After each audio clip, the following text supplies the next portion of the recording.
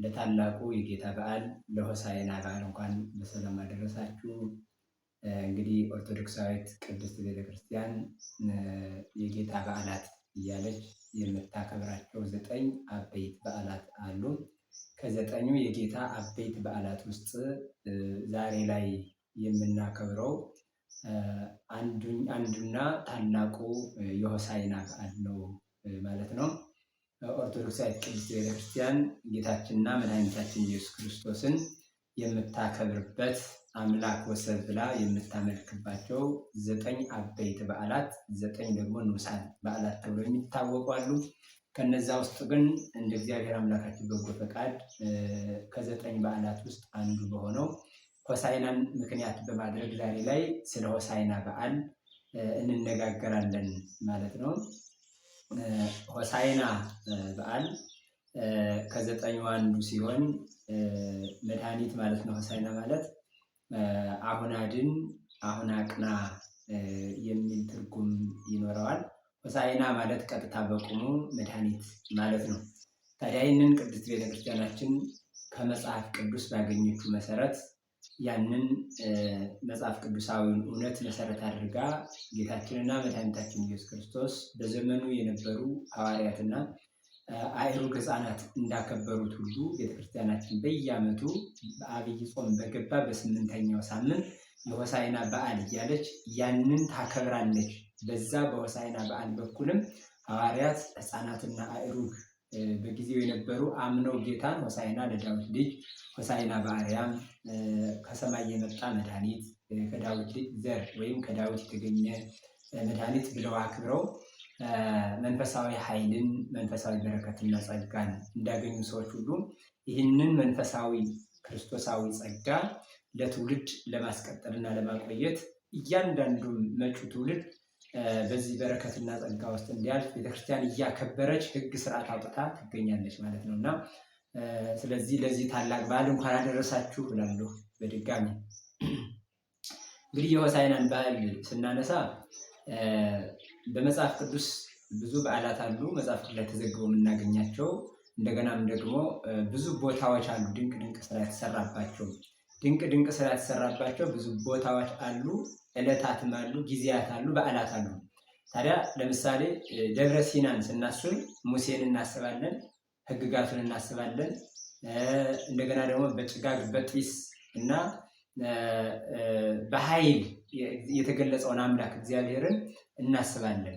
እንዲሁም ደግሞ ደብረ ታቦርን ስናስብ ክርስቶስን እናስባለን፣ ኤልያስና ሙሴን እናስባለን፣ 3ቱን ደቀ መዛሙርት እናስባለን፣ የተገለጸውን ብርሃነ መለኮቱን እናስባለን። ደብረ ታቦር ስንል ወደ አእምሯችን ይመጣል። ደብረ ሲና ስንል ሙሴና ሕግጋት ወደ አእምሯችን እንዲመጡ፣ ደብረ ታቦርም ስንል ክርስቶስና ነቢያት ደቀ መዛሙርት ወደ አእምሯችን ብርሃነ መለኮት መገለጹ ወደ አእምሯችን ይመጣል። እንዲሁም ደብረ ዘይት ብለን ስናስብም ደግሞ የጌታ ምጽአቱ መምጣቱ እና ስለ ምጽአቱ የተናገረበት ያ የማቴዎስ ወንጌል 24 ላይ የተቀመጠው ቅዱስ ቃል ወደ አእምሯችን ይመጣል። የሚያስታውሰን ነገረ ምጽአቱን ነው፣ የሰማይና የምድር ማለት እንዲያስታውሰን። አሁንም ደግሞ ቀራንዮንም ስናስብ በተመሳሳይ የሚመጣልን የተሰቀለው ጌታ፣ የእመቤታችን ለቅሶ፣ የዮሐንስና በዛም የደቀ መዛሙርት በሙሉ የክርስቶስ መከራ፣ ቁስሉ፣ ሕማሙ በሙሉ የእጆቹ መቸንከር፣ የሾህ አክሊሉ፣ የእግሮቹ መቸንከር፣ መራቆቱ ስለኛ ስለ ሰው ልጆች የከፈለው ዋጋ በሙሉ ይመጣልናል። እንዲሁም ደግሞ ሆሳዕና ብለን ሆሳዕናን ስናስብ ይመጣልናል። አንደኛ የጌታችን የመድኃኒታችን የኢየሱስ ክርስቶስ ደቀ መዛሙርቱን ወደ ታሰሩ አህዮች መላኩ፣ ሁለተኛ ደግሞ የደቀ መዛሙርቱ መላክ፣ ሶስተኛ ደግሞ በአህዮች ላይ የጌታ መውጣትና ወደ ኢየሩሳሌም መግባት፣ ሶስተኛ በዚህ ውስጥ ደግሞ የዘንባባ ዝንጣፊ የሰሌን ቅጠል እየያዙ ከሕፃናት እስከ አእሩግ እስከ ትልልቆቹ ድረስ ሐዋርያትን ጭምር ሳይቀር ለጌታ የሆሳዕና በአርያም ከሰማይ የመጣ መድኃኒት ሆሳዕና ለዳዊት ልጅ መድኃኒት መባል ይገባዋል እያሉ የዘመሩት መዝሙሩ በሙሉ ወደ አእምሯችን ውስጥ ይመጣል፣ እናስባለን እና ይህ ሁሉም ያሳይ ነው። ታዲያ እንዲሁ ታሪኩን እንዲያው መጽሐፍ ቅዱሳዊ መሰረታት ይዘን ስናየው የማቴዎስ ወንጌል ምዕራፍ 21 ላይ እናገኘዋለን። የማርቆስ ወንጌል 11 እናገኘዋለን። የዮሐንስ ወንጌልም ደግሞ ምዕራፍ 12 ላይ የምናገኘው ታሪክ ነው። ይህን ታሪክ ስናይ ታዲያ እዛ ላይ ስናይ ወቀሪቦ ጊዜ ኢየሱስ በታ ቤተፋጌ እምገቦ ደብረ ዘይት ይላል። ምን ማለት ነው? በየደብረ ዘይት አጠገብ በምትሆን ጌታችን መድኃኒታችን ኢየሱስ ክርስቶስ ወደ ኢየሩሳሌም በሚሄድበት ጊዜ የደብረ ዘይት አጠገብ በምትሆን ቤተፋጌም ደረሰ ይላል። ቤተፋጌ ደረሰ ይላል። ይህ ቤተፋጌ ማለት የተመሳቀለ መንገድ ጎዳና ማለት ነው፣ ወይም መንደር ነው። የተመሳቀለ ጎዳና መንገድ ያለበት መንደር ማለት ነው። እዛ በደረሰ ጊዜ ይለናል። ከዛ ቀጥሎ ምን ይላል? ወእምዝ ፈነወ እግዚእ ኢየሱስ እምአርዳኢሁ ክልኤተ። ጌታም ከደቀ መዛሙርቱ ሁለት ሰዎችን ምን አላቸው? ወደፊት ሂዱ ብሎ ላካቸው አለ። ለምን ሲባል ምን ብሎ ላካቸው? ወይቤሎሙ ሑሩ ሀገረ ዘቅድሜክሙ፣ ወደፊታችሁ ወዳለ መንደር ሂዱ አለ። ከዛ ምን አለ? ወይእተ ጊዜ ትረክቡ ድግተ እስርተ ምስለ እዋላ ፈትሕዎሙ ወአምጽእዎሙ ሊተ። ወደፊታችሁ ወዳለ መንደር ሂዱ፣ አንዲት አህያም ከውርንጭላዋ ጋር የታሰረች ታገኛላችሁ፣ እሷንም ፈታችሁ አምጡልኝ አላቸው። ከዛም ቀጠለና ወእመወ ዘይቤለክሙ ምንተ ትገብሩ በሉ እግዚኦሙ ይፈቅዶሙ። በዛም ስትፈቱ ልታመጣ ስትፈቱ ደግሞ አይ ለምንድን ነው የምትፈቱ ብሎ የሚጠይቋቸው ሰዎችን ታገኛላችሁ። በዚህም ሰዓት ደግሞ በሉ እግዚኦሙ ይፈቅዶሙ፣ ጌታቸው ይፈልጋቸዋል በሉ አላቸው ማለት ነው። ደቀ መዛሙርትን ጌታችን መድኃኒታችን ኢየሱስ ክርስቶስ እያዘዘ ነው። በዚህም ሰዓት ታዲያ ወዝ ኩሉ ዘኮነ፣ በዚህም ሰዓት በሉ እግዚኦሙ ይፈቅዶሙ ወበጊዜሃ ይፌንውክሙ፣ ያን ጊዜም ይተዋቸዋል አለና ታዲያ ምን አለን? ወዝ ኩሉ ዘኮነ ከመ ይትፈጸም ዘተብሎ በነቢይ በልዋ ለሁለተ ጽዮን ነዋ ንጉሥ ይመጽእ ሀቤኪ ጻድቅ ወይዋ እንዘ ይጽያን ዲበ እድግት ወዲበ እዋላ። ይህም ሁሉ ታዲያ ጌታችን ይህንን ሲያደርግ ሲል ትንቢተ ዘካርያስ ምዕራፍ 9 ላይ የተጻፈ የተቀመጠ ነገር አለ። ተፈሥሒ ወለተ ጽዮን ወተሐሰዪ ወለተ ኢየሩሳሌም ናሁ ይመጽእ ንጉሥኪ የዋ ወጻድቅ ዲበ እድግት ወዲበ እዋላ ሚል አለ። የጽዮን ልጅ ሆይ ደስ ይበልሽ፣ የኢየሩሳሌምም ሐሴት አድርጊ፣ እነሆ ንጉሥሽ የዋህ ሆኖ እውነተኛና ሀዳጌ በቀል የሆነው ንጉሥሽ የዋህ ሆኖ በአህያና በውርንጭላዋ ላይ ወደ አንቺ ይመጣልና ተብሎ ተጽፎ ነበር። በነቢይ የተባለ ይፈጸም ዘንድ ነው ይላል። ይፈጸም ዘንድ ነው ይልና ከዛ ወሐዊሮሙ አርዳኢሁ ገብሩ በከመ አዘዞሙ፣ ደቀ መዛሙርቱም ጌታችን ኢየሱስ ክርስቶስ ያን ትንቢት ሊፈጽም ዘንድ መጥቷልና እንዳዘዛቸው አደረጉ ይላል። እንዳዘዛቸው አደረጉ። ከዛም አህያይቱን ከውርንጭላዋ ጋር ይዘዋት መጡ። ከዛም ይዘዋት ከመጡ በኋላ ወአምጡ ድግተ ወእዋላ ረሃኑ አልባሲሆሙ፣ አምጥተውም ልብሳቸውን አነጠፉባት፣ በላይዋ ላይ ልብሳቸውን አነጠፉ። በዚህም ጊዜ ወተጽዕነ እግዚእ ኢየሱስ ዲቤሆሙ፣ ከዛም ጌታችን ኢየሱስ ክርስቶስ በአህያይቱና በውርንጭላዋ ላይ ወጣባቸው የሚል ቅዱስ ቃልን እናገኛለን። ስለ ቃሉ አምላካችን እግዚአብሔር ስሙ የተመሰገነ ይሁን። እንግዲህ በዚህ ቃል የምናየው ምንድን ነው ስንል አንደኛ ጌታችንና መድኃኒታችን ኢየሱስ ክርስቶስ ከደቀ መዛሙርት ሁለቱን ወደ ታሰሩ አህዮች መላኩን፣ ሁለተኛ ደግሞ የታሰሩ አህዮችን ደግሞ ፈንትተው ይዘው እንዲያመጧቸው ማዘዙን፣ ሶስተኛ ደግሞ ካመጧቸው በኋላ ጌታችን መድኃኒታችን ኢየሱስ ክርስቶስ እንዲወጣባቸው ልብሳቸውን በአህዮቹ ላይ እንዳነጠፉ፣ ሶስተኛ ልብስ በተነጠፈባቸው አህዮች ላይ ጌታችን ኢየሱስ ክርስቶስ እንደወጣባቸውና ወደ ኢየሩሳሌም እንደገባ በዚህ ላይ እንመለከታለን። እና ይህ ጉዳይ ልዩ የሆነ ድንቅ ምስጢር አለው። ለምሳሌ መጀመሪያ ላይ ይህንን ስናይ ጌታችን ኢየሱስ ክርስቶስ በአህያ ላይ ነው ይወጣባቸው ዘንድ አህዮቹ ፈታችሁ አምጡልኝ ነው ያለው። አህዮቹን ፈታችሁ አምጡልኝ ይላል። ታዲያ ይህንን ስናይ አህዮቹ ፈታችሁ አምጡልኝ ሲል አንደኛ አህያይቱ አንዷ ትልቅ አህያ ነው፣ ሁለተኛ ደግሞ ውርንጫ ናት ማለት ነው። ውርንጭላዋ ከአህያይቱ ጋር አህያይቱን ከውርንጭላዋ ጋር ፈታችሁ አምጡልኝ አለ ይላል። ታዲያ ይህንን ተርጓሚያን አባቶቻችን የሚያስቀምጡት አለ። እንግዲህ ዘካርያስ በትንቢቱ አስቀምጧል። ንጉሥሽ በአህያና በውርንጭላዋ ላይ ሆኖ ወደ አንቺ ይመጣል ብሎ ትንቢት ተናግሮ ነበር። ጌታችን ኢየሱስ ክርስቶስ ያን ትንቢት ለመፈጸም በአህያና በውርንጭላዋ ላይ ይሄድ ዘንድ ደቀ መዛሙርት ፈተው እንዲያመጡ አዟቸዋል። ታዲያ እዚህ ለመጀመሪያ ላይ የምናየው ቃሉ ምን የሚል ነው? አህያይቱ ፈታችሁ አምጡልኝ አለ ይላል። ፈታችሁ አምጡልኝ። ታዲያ በዛን ሰዓት ሰዎች ለምን ይህን ትፈታላችሁ? ለምንድን ነው አህዮቹን ፈታችሁ የምትወስዱ ብለው ይጠይቋቸዋል የሚል ነገር እናገኛለን። እዚህ ላይ አሁን ስናይ የመጀመሪያው ጌታችን ኢየሱስ ክርስቶስ ደቀ መዛሙርትን ሲልካቸው ቤተፋጌ የሚባል ቦታ ላይ ሆኖ ነው ይላል። አሁን ይህንን ቤተፋጌ የሚባለውን ቦታ ስንመለከት ቤተፋጌ ማለት የተመሳቀለ መንገድ ነው ይለዋል። የተመሳቀለ መንገድ ላይ ሆኖ አንደኛ ደቀ መዛሙርቱን ላከ፣ ሁለተኛ የላከባቸው ቦታ ደግሞ የታሰሩትን እንዲፈቱ ነው። ታዲያ ይህን ስንረዳ ምንድነው የተመሳቀለ መንገድ ላይ ሆኖ መላኩ ሆሳዕና ማለት የሕማማት መጀመሪያ ቀን ነውና ለአዳም ትቤዘወከ በመስቀሌ ወበሞቴ ያልኩት ቀኑ ሰዓቱ ጊዜው ዘመኑ ደርሷልና ስለዚህ በመስቀል ላይ ሆኜ አዳምን እፈታዋለሁ። በኃጢአት መስቀል በጌጋያ መስቀል ላይ የተሰቀለ ወይም ደግሞ በኃጢአት በበደል የታሰረ 5500 ዘመን ሙሉ በፍዳ በመርገም ያለ አዳምን የምቤዥበት መስቀል ላይ ወጥቼ የማድንበት ቀኑ ደርሷል ሲል በተመሳቀለ ቤተፋጌ በሚባል በተመሳቀለ መንገድ ላይ ቆሞ የታሰረች አህያንና ውርንጭላን ፈታችሁ አምጡልኝ ብሎ ላካቸው። ይህ ማለቱ አዳምን ከእስራት የምፈታበት ቀኑ ጊዜው ሰዓቱ ዘመኑ ደርሷል ሲል ነው። የመጀመሪያው ነው።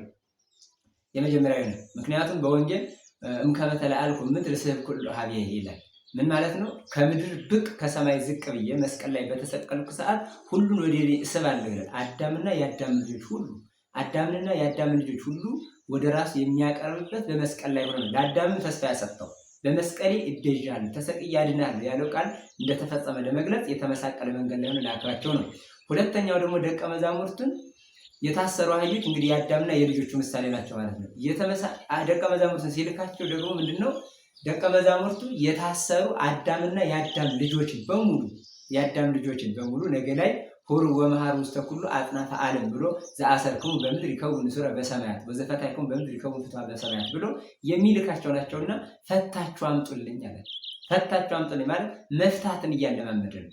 መፍታትን የታሰረች ነፍስን በኃጢአት በበደል የታሰረች ነፍስን በክፋት በመቀኝነት በተንኮል በቂም በተለያየ ኃጣው የታሰረች ነፍስ መፍታትን ደቀ መዛሙርትን እያለማመደ ነው። ታዲያ ምን አላችሁ? ፈታችሁ አምጡልኛል።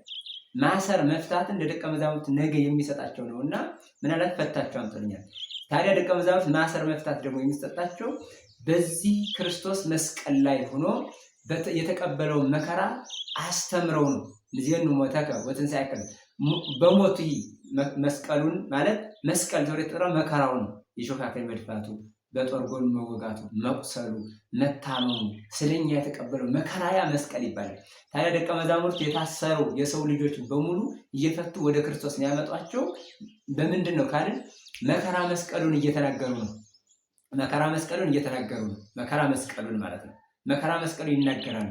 ስለኛ ከሰማይ መውረዱን፣ ስለኛ መሰደዱን፣ ስለኛ መሰቀሉን፣ ስለኛ መቸንከሩን፣ ስለኛ መወጋቱን፣ ስለኛ መቁሰሉን፣ ስለኛ የሾህ አክሊል መድፋቱን በሙሉ እየተናገሩ አስረድተው ስለሆነ ከእስራታቸው የሚፈቱ ጽንዓ ነፍስ ማለት ስለሆነ የነፍስ ጽንዓት፣ የነፍስ ብርታት፣ የነፍስ ኃይል እና የነፍስ ክብር የሆነውን የክርስቶስ መስቀል ወይም መከራውን ነግረው ስለሆነ የታሰሩ ነፍሳት የሚፈቱ ፈታችሁ አምጡልኝ። የተመሳቀለ መስቀል ላይ ሆኖ ላካቸው ማለት ነው።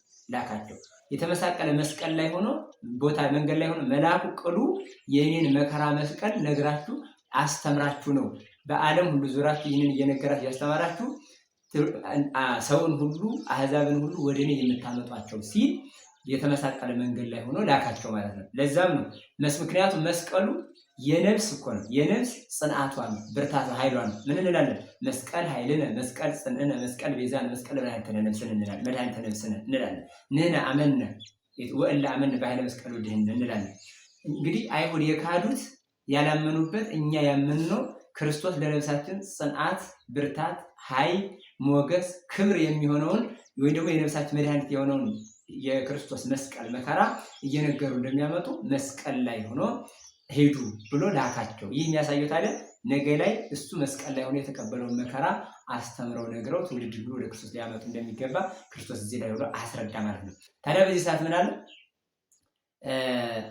ስትፈቷቸው እኮ ነው ተው የሚሏችሁ ታገኛላችሁ አለና ገና ከመሄዳቸው አስቀድሞ ከሄዱ በኋላ ሊሆን የሚችለውን ነገር የሚገጥማቸውን ነገር ክርስቶስ ለደቀ መዛሙርቱ ነገራቸው። ለደቀ መዛሙርቱ የሚሆነውን ነገር የማቴዎስ ወንጌል ምዕራፍ 10 ላይም ወናሁ አነ እፌንወክሙ ከመ አባግ ማእከለ ተኩላት ይላል። እነሆ እኔ እንደ በጎች በተኩላዎች መካከል እልካቸዋለሁ ብሎ ይሰዳቸዋል። ይህም ደግሞ ወደ ዓለም ሁሉ ሲላኩ ደቀ መዛሙርቱ የሚገጥማቸውን ነገር አስቀድሞ እንደሚያውቅ ጌታ የባህሪ አምላክነቱን ነው እዚህ ላይ የሚረዳው። አሁን ለምንድን ነው የምትፈቱ የሚሉ የሚጠይቋቸው አሉ ሲል ምን ማለት ነው? እሱ አምላክ ነው፣ የባህሪ አምላክ ነው። ክርስቶስ በስጋ የሚታይ የባህሪ አምላክ ነው። ክርስቶስ በስጋ የተገለጸ ፍጹም አምላክ ፍጹም ሰው ነው። ክርስቶስ ሁሉን ማድረግ የሚችል ግን በደካማ ስጋ የተገለጸ ምንድነው ማለት ነው? ንጉስ መሆኑን ገለጸ፣ ነገራቸው። ስለዚህ ምን አለ? የሚገጥማቸውን ነገር አስቀድሞ ነገር አስቀድሞ መንገሩ እውቀቱን ያሳያል። እውቀቱ ደግሞ ባህሪያዊ ነው፣ አምላካዊ ባህሪ ነው። እግዚአብሔራዊ እውቀት አምላካዊ እውቀቱን ቀጣን በእውቀቱ በኩል የባህሪ አምላክ መሆኑን ደቀ መዛሙርቱ ይህንን የሚሰሙ ሁሉ ያምናሉ እና የባህሪ አምላክ መሆኑን እዚህ ላይ መልሶ ያሳየናል። ታዲያ ሄዱና ፈታቸው አምጡልኛል። ደቀ መዛሙርቱም ሄዱ አለ። ከዛም በኋላ ሄዱና ጌታ እንዳዘዛቸው ምን አሉ? ፈቱ ማለት ነው።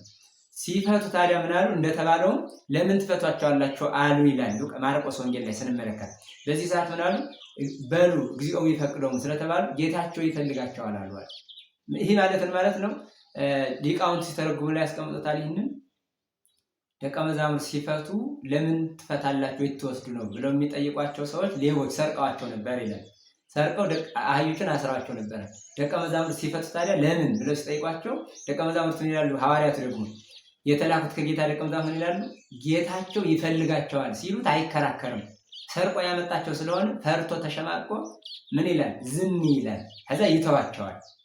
ወይ ተንውክሙ ያል ይተዋቸዋል፣ አይከራከሯችሁ ማለት አንደኛ ሰርቀው አመጣቸው ስለሆነ የአህዮቹ ባለቤት ጌታቸው ይፈልጋቸዋል የተባሏቸው ይመስላሉ።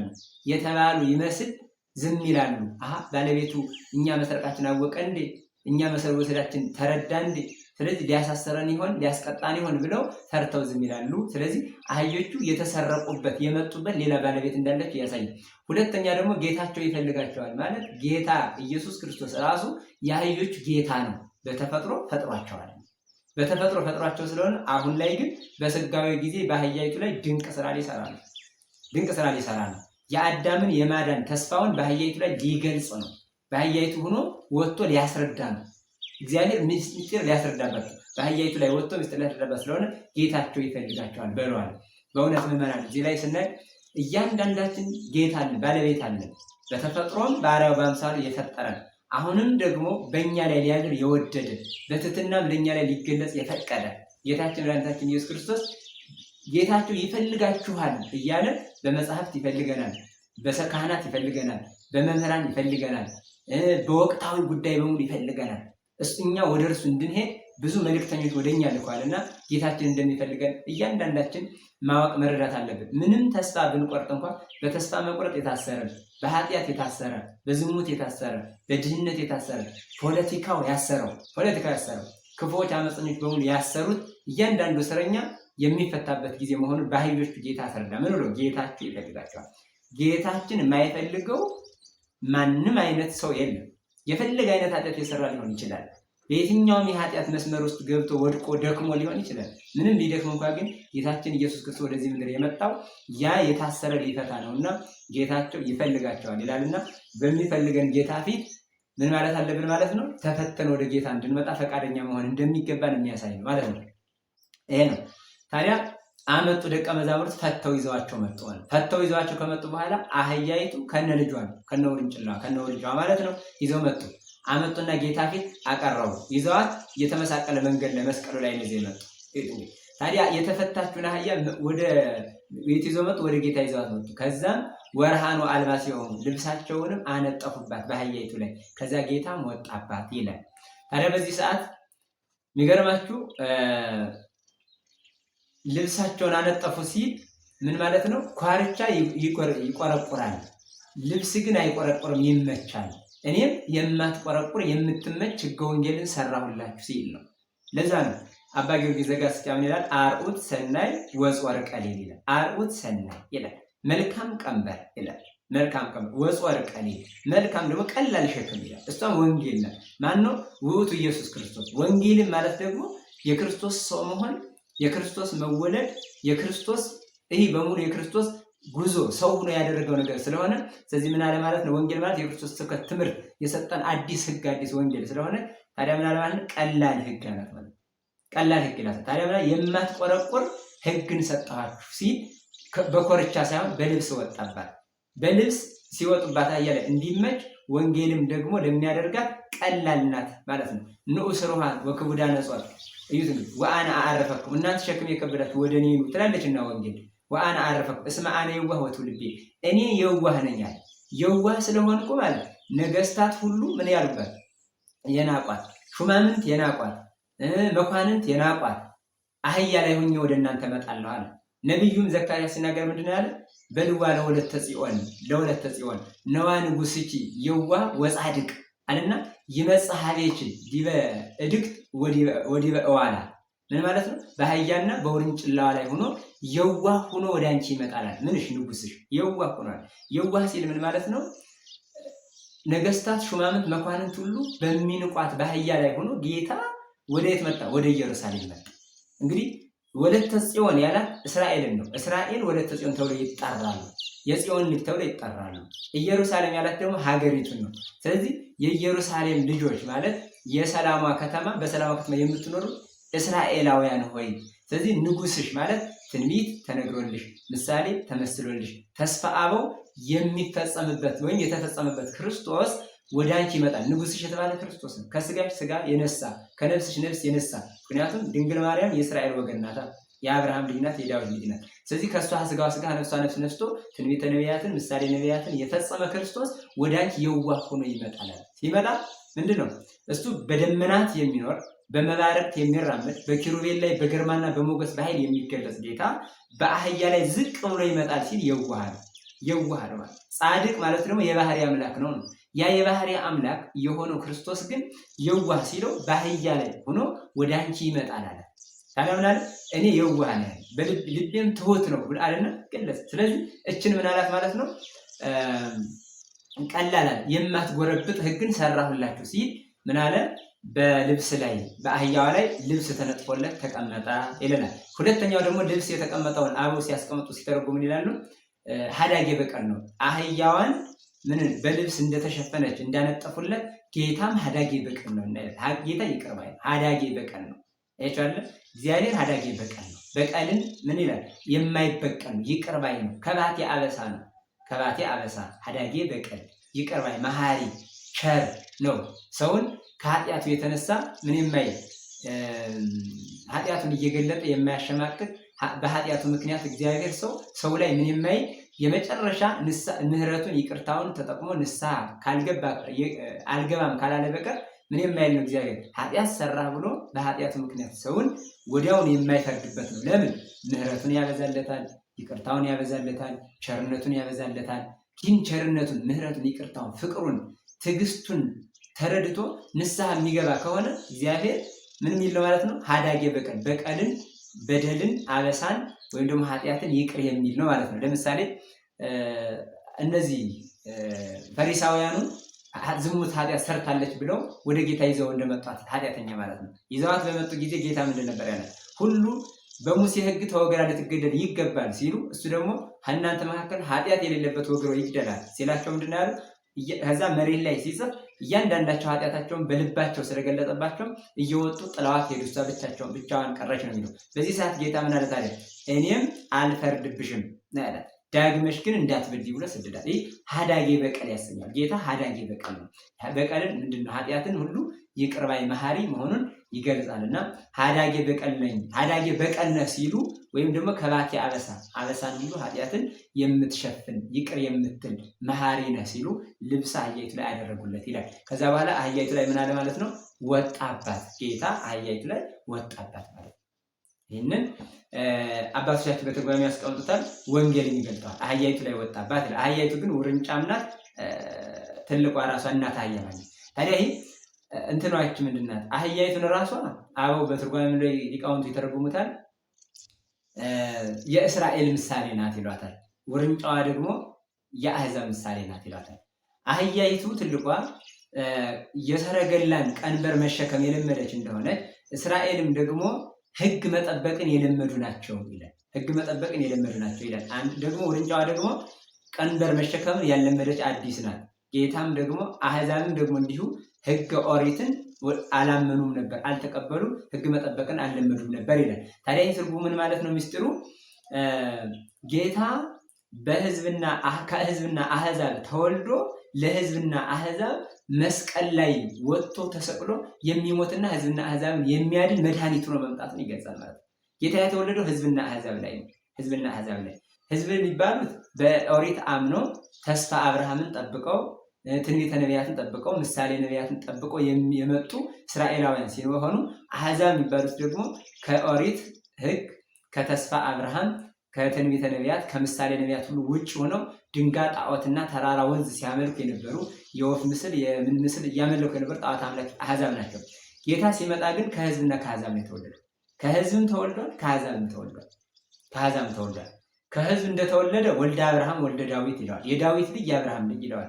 ከአሕዛብ እንደተወለደ ደግሞ እነ ሩት እነ ረአብ እነ ራኬብ የማቴዎስ ወንጌል ምዕራፍ 1 ላይ ተገልጸው እናገኛቸዋለን። እነ ትዕማር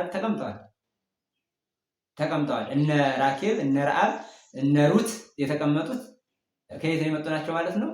ከሞዓብ ዘር የመጣች ናት። አሁን ሩት ማለት ከሞዓብ ዘር የመጣች ናት። ስለዚህ በዚህ ሁሉ ከሕዝብና ከአሕዛብ እንደተወለደ ሕዝብና አሕዛብን ሊያድን እንደመጣ ሲገልጽ በአህያዋና በውርንጭላዋ ውስጥ ምን አለ ማለት ነው? ጌታ ወጣባቸው ማለት ነው። ሌላኛው አህያይቱ የማን ምሳሌ ናት ስንል የኦሪት ምሳሌ ናት። እችኛዋ ውርንጭላዋ ደግሞ የወንጌል ምሳሌ ናት። ኦሪት የተለመደች ሕግ እንደሆነች ሁሉ አህያይቱ የሰረገላ ቀንበርን መሸከም የለመደች እንደሆነች ሁሉ ኦሪትም ደግሞ የተለመደች ሕግ ናት ማለት ነው። እችኛዋ ደግሞ ወንጌል ናት። ወንጌል ያልተለመደች አዲስ ሕግ ናት። ውርንጫይቱ ቀንበር መሸከም ያልለመደች እንደሆነች ወንጌልም ደግሞ ያልተለመደች አዲስ ሕግ ናት። ስለዚህ ምንድነው ሐሳቡ? ጌታ ኦሪትን ሊፈጽም አዲስ ወንጌልን ሊሰጠን የመጣ መሆኑን እንገልጻለን ማለት ነው። በዚህ ላይ እንረዳለን። አዲስ ወንጌልን ሊሰጠን የመጣ መሆኑን በዚህ ላይ ሊቃውንቱ ያስረዱናል። ሌላኛው ግን ታዲያ ምስጢሩ ምንድነው ትርጉሙ ካልን እንዲሁ ለመምጣቱ ስንል በአህያይቱና በውርንጭላዋ የመጣው ሲባል በአህያ ጌታ አህያው ላይ ለምን ወጣ ሲባል አንደኛ ትንቢቱን ለመፈጸም ነው። ቅድም ያልነው ትንቢቱን ለመፈጸም ነው። በአህያ ሆኖ የዋህ ንጉሥሽ በአህያ ሆኖ ይመጣል የተባለ ትንቢቱን ለመፈጸም ነው። ታዲያ ጥንት በአህያ ሆኖ ወደ ኢየሩሳሌም መምጣቱ ምንድነው ቅሉ ሲባል በአህያ ሮጠው አይቀድሙም፣ እንደገና ደግሞ ሸሽተው ማያመልጡ በአህያ። ታዲያ ምን አለ ጌታ ሲመጣ በፈረስም አይደለም በግመልም አይደለም በሰረገላም አይደለም፣ የመጣው በአህያ ነው። የመጣው በአህያ ነው። አህያ ሩጣ ፈጥና መቅደም አትችልም። እንደገና ደግሞ ምንድናት ማለት ነው? ሸሽታ ማምለጥም አትችልም። በአህያ ሸሽቶ ማምለጥም አይቻልም፣ መቅደምም አይቻልም። ጌታም በፈረስም በሰረገላም አላደረገም። ትንቢቱ ወአጠፈ ሰረገላ ኤፍሬም ወአፍራሰ እምይሁዳ፣ ከይሁዳ ፈረስን ከኤፍሬም ደግሞ ሰረገላን አጠፋለሁ ዘመነ ሰላም ሆኗል ሲል ነው ቅሉ። ዘመኑ ዘመነ ሰላም ሆኗል። ዘመነ ሰላም መሆኑን ሲገልጽ ከይሁዳ ፈረስን ከኤፍሬም ደግሞ ሰረገላን አጠፋለሁ እንዳለ፣ ምክንያቱም አባቶቹ ቀድሞ ነቢያት ማለት ነው። አባቶቹ ነቢያት ጥንት ምን ያደርጉ ነበር? ከክርስቶስ በፊት የነበሩ ነቢያት፣ የቀደሙ ነቢያት ዘመነ ጸብ ነው፣ ዘመነ መከራ ነው፣ የምርኮ ጊዜ ነው፣ የጦርነት ጊዜ ነው ሲሉ በፈረስ በሰረገላ ወጥተው ዘገር ነቅንቀው ጦር ታጥቀው ይመጡ ይገለጹ ነበር በነገስታቱ ፊት። ዘመነ ሰላም ነው ሲሉ በአህያ ሆነው ይመጡ ነበረ። ታዲያ አሁን ላይ ጌታ ያንን መሰረት ምክንያት አድርጎ ነው። አሁን ታዲያ በአህያ ላይ ሆኖ ሲመጣ ምን ማለት ነው? ጌታም በአህያ ላይ ሆኖ የመጣው ዘመነ ሰላም ሆኗል። ዘመነ ሰላም ሆኗል። አሁን ዘመነ መከራ ያልፋል። ዘመን ዓመተ ፍዳ ዓመተ ኩነኔ ያልፋል። ዓመተ ፍዳ ዓመተ ኩዳ የሚያልፍበት ጊዜ ቀርቧል፣ እነሆ ዘመኑ ደርሷል ሲል በአህያና በውርንጭላዋ ላይ ሆኖ ጌታችን መድኃኒታችን ኢየሱስ ክርስቶስ ተገለጸ ማለት ነው። ስለዚህ አዳም ከስራቱ የሚፈታበት፣ አዳም ነፃነት የሚያገኝበት፣ ወደ ቀደመ ክብሩ የሚመለስበት፣ ልጅነት የሚሰጥበት ጊዜው ዘመኑ ደርሷል ሲል ምን ሆነ ማለት ነው? በአህያዋ ላይ ሆኖ መጣ ማለት ነው። በአህያዋ ላይ ሆኖ መጣ። እንዲያውም እለከመ እንተ ኮነ ነብስቶሙ ምንድን ነው? እለከመ እንተ እድግት ኮነ ነብስቶሙ ይላል። ምን ማለት ነው? በንጹሐን መሃይምናን ላይ አድሬ እኖራለሁ ሲል ነው። አንደኛ ዘመነ ሰላም ሆኗል፣ የመከራው የዓመተ ፍዳ ዓመተ ኩነኔ አልፏል ሲል ነው። ሁለተኛው ደግሞ በአህያይቱ ላይ ሆኖ መምጣቱ አህያይቱ እየተናቀች የተዋረደች ስትሆን ሳይንቅ በአህያዋ ላይ ወደ ኢየሩሳሌም እንደመጣ ጌታችን ኢየሱስ ክርስቶስም የተናቀ የምእመናንን ሰውነት እዩት እንግዲህ የተናቀ የምእመናን ሰውነት ማደሪያ ያደርገዋለሁ ሲል በአህያዋ ላይ ተቀምጦ ጌታ እንደሄደ የምእመናንን ሰውነት በአህያዋ ላይ እንደተቀመጠ ማደሪያ መኖሪያ ያደርገዋለሁ ሲል ማኖሪያ ማለት አንትሙ ታቦቱ ለመንፈስ የተአምሩኑ ከመ ታቦቱ አንትሙ ለእግዚአብሔር እናንተ የእግዚአብሔር ማደሪያው እንደሆናችሁ አታውቁምን እንዳለን ሐዋርያው ቅዱስ ጳውሎስ ልክ የምዕመናን ሰውነት ምን ማድረግ ነው? ማደሪያው ያደርጋል። ማደሪያው ሊያደርገን ይመጣል። አሁን አህያ ማለት ስታዩት አህያ የተናቀች ናት። በዛም ላይ ደግሞ አህያ ምንድን ናት ካልን የዋህ ናት። አህያ የዋህ ናት። ለምሳሌ እንዲያውም መቅደመ ወንጌል ላይ ግመል ላይ ለምን አልወጣባትም፣ ፈረስ ላይ በቅሎ ላይ ስለምን አልወጣም ሲሉ አበው የሚተረጉሙት ትርጓሜ አለ። ግመል በቀለኛ ናት። ለመታትን በእሷ ላይ የመታትን ማለት ነው እስከ 7 ቀን ጠብቃ ትበቀለዋለች ይላሉ። በቅሎም ካልን ደግሞ በቅሎ አባት እናቱ የተለያዩ ናቸው። ከብዙ የተወጣጣ ነው ማለት ነው በቅሎ። ስለዚህ ከበቅሎ አላደረገም። አንደኛም በቅሎ ደግሞ ድል ለማድረግ የሚሄዱት ለጦር የሚወጡበት እንጂ በሰላም ጊዜ የሚሄዱበት ስላልሆነ በበቅሎ አላደረገውም ይላል። አህያ ግን በቀል የለባትም ይላል። በቀል የለባትም። ስለዚህ በቀል በሌለባቸው ምዕመናን ልብ ውስጥ አድራለሁ። አህያ ትሁት ናት ማለት ነው። ሁሉ ነው። አሁን ህፃናቱም ይጭኗታል፣ ሴቶችም ይጭኗታል፣ ወንዶችም ይጭኗታል። አህያ ትሁት ናት። ሁሉም የሚገዛት ናት። ለሁሉም ተገዥ ናት። ስለዚህ እናንተን ምን ማለት ነው? ለህፃን ለትልቅ ለማንም ሳትሉ ራሳችሁን ከሁሉ ዝቅ አድርጋችሁ ለሚኖሩ በትሁታን እገለጻለሁ፣ በትሁታን ልብ አድራለሁ ሲል ነው። በትሁታን ልብ አድራለሁ፣ የትሁታንን ጸሎት እቀበላለሁ፣ የትሁታን ጾም እቀበላለሁ ሲል ትሁት በሆነችዋ በአህያዋ በቀል በሌላት በአህያዋ ጌታ ወጣባት ማለት እና እንዲህ ብትሆኑ በእናንተ ላይ አድራለሁ ሲል በአህያ ላይ ወጥቶ መጣ ማለት ነው። እና ታዲያ በአህያ ላይ መምጣቱ አንደኛ ዘመነ ሰላም ዘመነ ምሕረት የይቅርታ ዘመን ሆኗል ሲል ነው። ሁለተኛ ደግሞ አህያ ትሁት ናት። አህያ በቀል የለባትም። በቀል በሌለበት ልብ ውስጥ ትህትና ባለው በያዘ ልብ ውስጥ ሰውነት ውስጥ እኔ አድሬ ለዘላለም እኖራለሁ ሲል ጌታ ይህንን እንደመግለጽ በአህያ ላይ ሆኖ መጥቷል።